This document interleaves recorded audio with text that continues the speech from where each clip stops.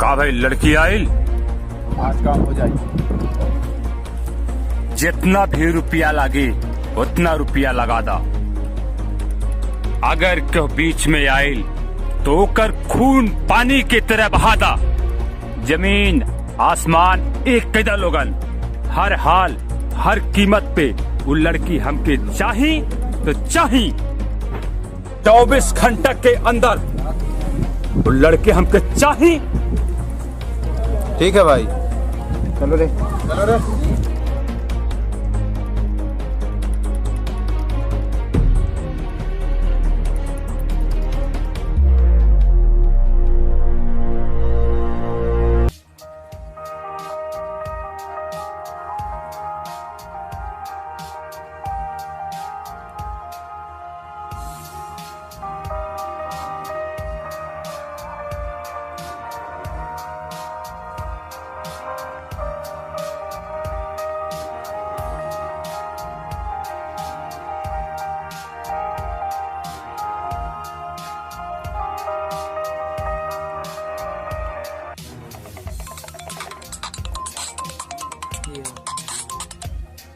Hello, Dilawar अपने आदमी के साथ तारा घरे जा रहा बा। तारा महाराज के किडनैप करे। तू लोगन का सामत घेर लेगा। चला तनी रास्ता में जुदा कर देंगे।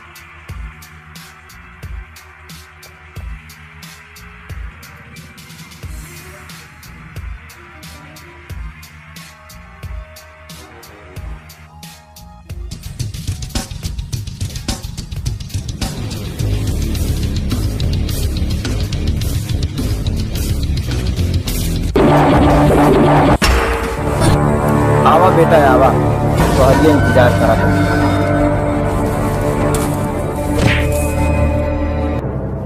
दिलावर का रास्ता रोकने के मतलब? बेटा तू जहाँ जा रहा बाड़ा सब हमरा के मालूम बा।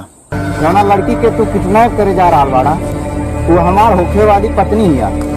अगर ओकरा के कुछ भी भई तो कभी कहीं बात की हाथ ना देगा।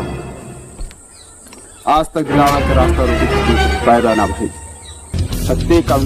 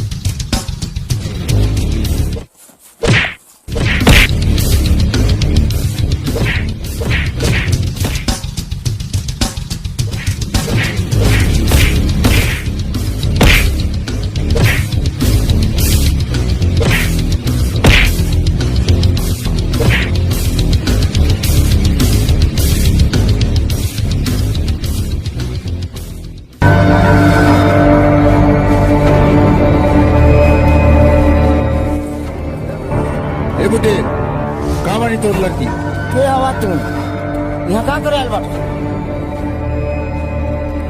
वो देखा झाड़ू मार रहा लिया, उठा ले लड़की के। तू लोग घर में कहाँ जा रहा बाटा? छोड़ दो करा के, छोड़ दो करा के।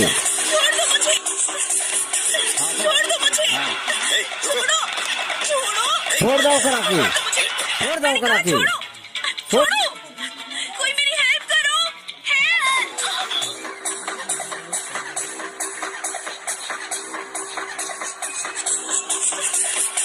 छोड़ दो मुझे, छोड़ो, छोड़ो।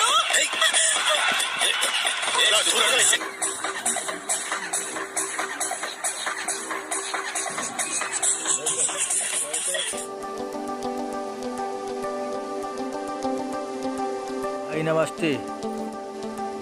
दिलावर का भाई लड़की आयल? हाँ भाई। कहाँ पर लड़की?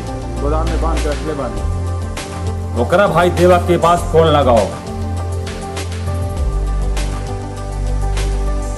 भाई फोन लग गई।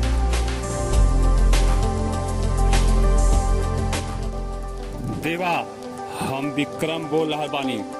तोरा छोट भाई देव के मेहरारू हमरा बड़ भाई के बिस्तर के रौनक बन रहल बा। अगर तोरा में दम हो तो आके बचा ले। अगर हमरा छोट भाई की औरत की जरा भी भरोसा है ना, तो तू अपना बड़ भाई के अर्थी के कंधा देवे खातिर जिंदा ना रहो।